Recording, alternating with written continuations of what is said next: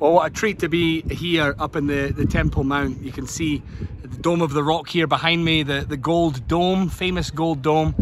80 kilograms of pure gold plating the dome up there.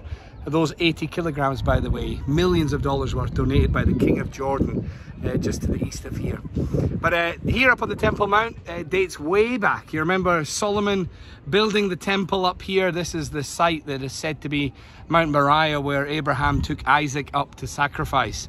This is the place where the Temple Mount is. And of course, Solomon built the temple, God's glory descended on it. And then in the first destruction, remember the Babylonians came, God pronounced that if the people of God didn't obey the commandments of God, that judgment would come.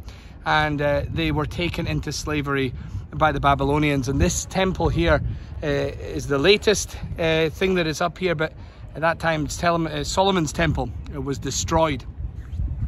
Some 70 years later, after exile, you remember with Ezra, they came back and they rebuilt the second temple. You remember the wailing and the shouting, both of weeping and joy.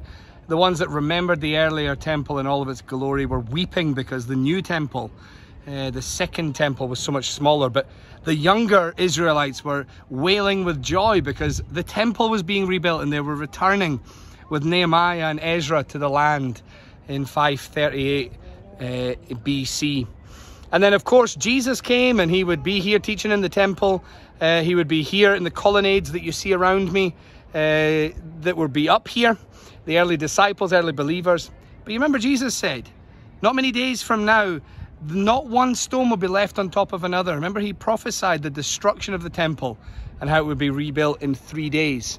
Well, 70 AD, the Romans came and they did indeed destroy Jerusalem, and they destroyed the second temple.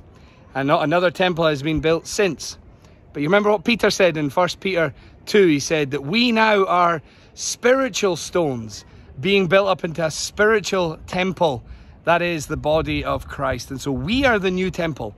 We are the followers of Jesus who are made together to offer spiritual sacrifices pleasing to God. And so it's such a fantastic place to visit and be in up here.